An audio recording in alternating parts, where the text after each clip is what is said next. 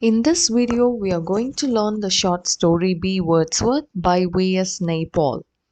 Let's learn something about the author. Sir Vidyadhar Suraj Prasad Naipaul, born 17 August 1932, is a Trinidadian, Nobel Prize winning British writer of the Indian origin known for his comic early novels set in Trinidad and Tobago. His bleaker, that is unhappy later novels of the wider world and his autobiographical chronicles of life and travels.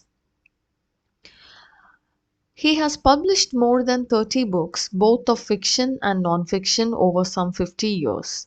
Naipaul was knighted, that is, he was conferred a knighthood in 1989. His earliest books, The Mystic Mazur, published in 1957, The Suffragette of Elvira, published in 1958, and Miguel Street, published in 1959, are ironic and satirical accounts of life in the Caribbean. His fourth novel, A House for Mr. Biswas, published in 1961, won him major recognition. Naipaul's subsequent novels continued to explore the personal and collective alienation experienced in new nations that were struggling to integrate their native and Western colonial heritages. This is a very important line. Please underline this. Naipaul's novels continue to explore the personal and collective alienation experienced in new nations that were struggling to integrate their native and Western colonial heritages. Away in the World, published in 1994, is an essay-like novel examining how history forms individuals' character. Among Naipaul's non-fiction works are Three Studies of India, An Area of Darkness, published in 1965, India, A Wounded Civilization, published in 1977, and India, A Million Mutinies Now, published in 1990. Half a Life, published in 2001, is a novel about an Indian immigrant. So, who is an immigrant? A person who comes to a country from another in order to permanently settle there is called as an immigrant. Okay, so Half a Life is a novel about an Indian immigrant to England and then Africa. Released the year that Naipaul received the Nobel Prize, Half a Life was considered by many critics to illustrate beautifully the reasons that he won the prize. Miguel Street is a semi-autobiographical novel that focuses on the characters living on Miguel Street, a poor neighborhood set in wartime port of Spain, Trinidad. See, Trinidad and Tobago is an island country in the southernmost nation of the West Indies in the Caribbean. You have to remember this.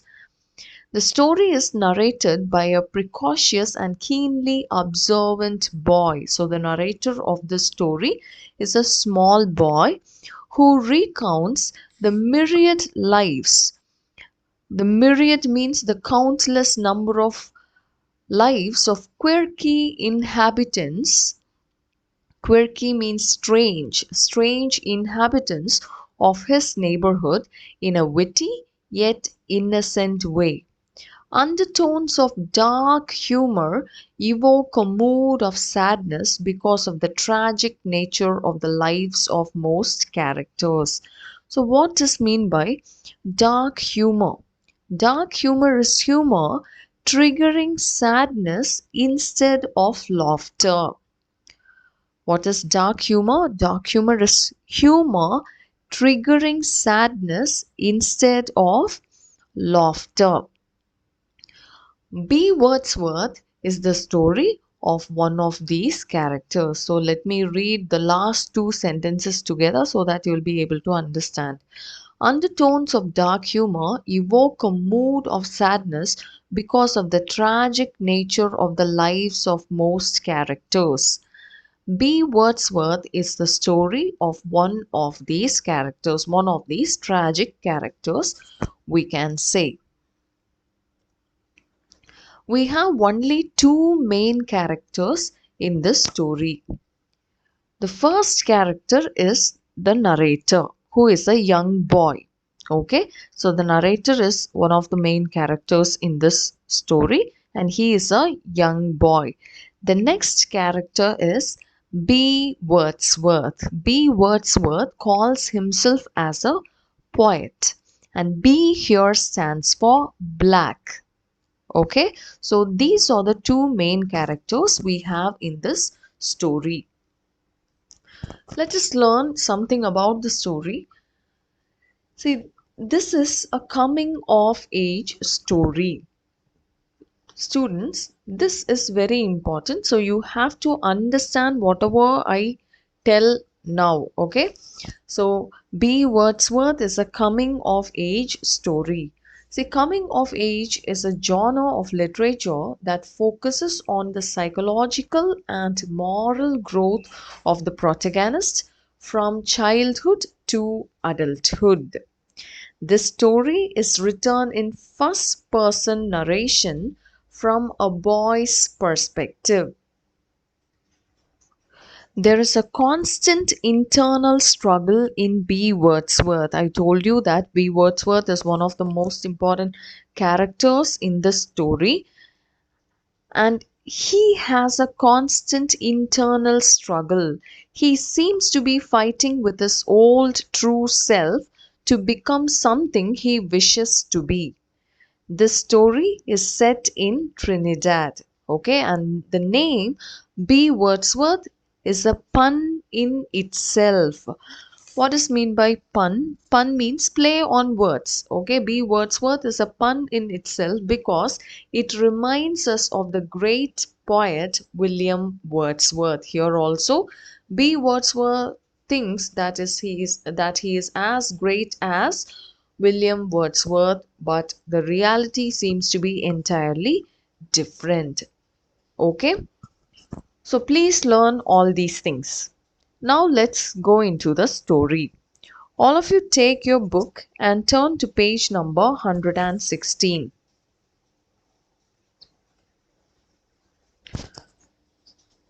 Three beggars called punctually every day at the hospitable houses in Miguel Street. At about 10, an Indian came in his dhoti and white jacket, and we poured a tin of rice into the sack he carried on his back. At 12, an old woman smoking a pipe came and she got a cent. At 2, a blind man led by a boy called for his penny. So here the narrator is giving a description of the beggars who come to his house for begging. Okay. Sometimes we had a rogue. Rogue means a rascal. One day, a man called and said he was hungry. We gave him a meal. We here refers to the narrator and his mother. Okay, he asked for a cigarette and wouldn't go until we had lit it for him. That man never came again. The strangest caller came one afternoon at about 4 o'clock. I had come back from school and was in my home clothes. The man said to me, "Sonny, may I come inside your yard?" He was a small man and he was tidily dressed. He wore a hat, a white shirt, and black trousers. I asked, "What you want?" He said, "I want to watch your bees." So here we find the narrator describing the beggars who visit his house. First, he talks about an Indian to whom they gave a tin of rice, and then an old woman came smoking a pipe. She got a cent, and at about to a blind man led by a boy called for a penny. And he tells that sometimes they had a rogue also. And then he explains about a strange caller. And who is that? That is B. Wordsworth. Okay. And what does Wordsworth ask of him? He wants the boy or the narrator to allow him into his yard. Okay. And he is dressed in a very different way. He is tidily dressed. He wore a hat, a white shirt, and black trousers. I asked, "What you want?" He said, "I want to watch your bees." Is it not strange? It's a very strange request, but B. Wordsworth asked the boy permission to watch their bees. We had four small gru palm trees, and they were full of uninvited bees. Gru is a species of palm native to tropical region of North and South America. I ran up the steps and shouted, "Ma, it have a man outside here. He say he want to watch the bees." My mother came out, looked at the man and asked in an unfriendly way, "What you want?" His English was so good it didn't sound natural, and I could see my mother was worried. See here, the narrator as well as his mother speak in a in English with lot of grammar mistakes. See, I ran up the steps and shouted, "Ma, it have a man outside here."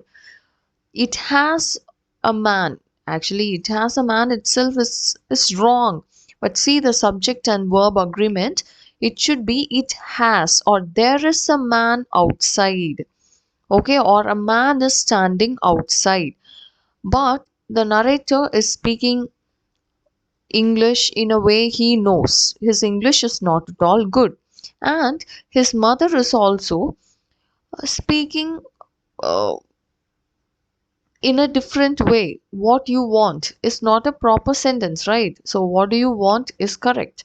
So from this we understand that the narrator as well as his mother are not well versed in English. On the other hand, the strange caller, the strangest caller who came one afternoon at about 4 o'clock to their house was well versed in English. She was able to speak English properly, which worried the narrator's mother. She said to me, "Stay here and watch him while he watch the bees."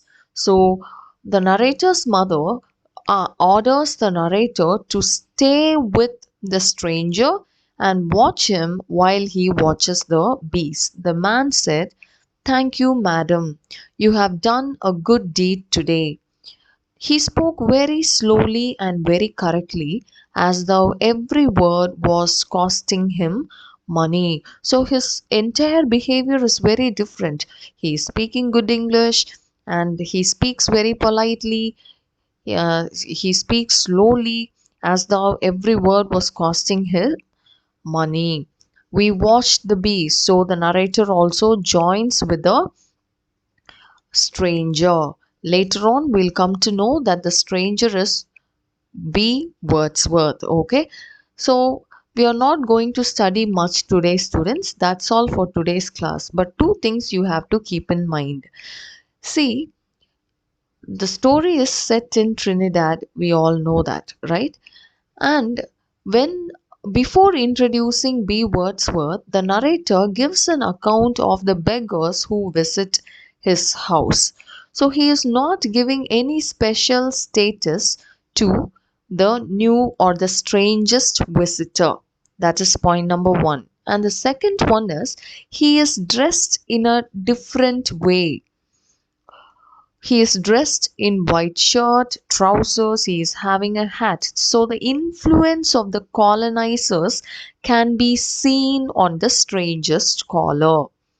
And the third thing is the stranger speaks very good English. Okay, you have to keep this in mind so that you'll be able to understand the various themes present in the story. Let's continue the rest of the story in the next class, students. Thank you.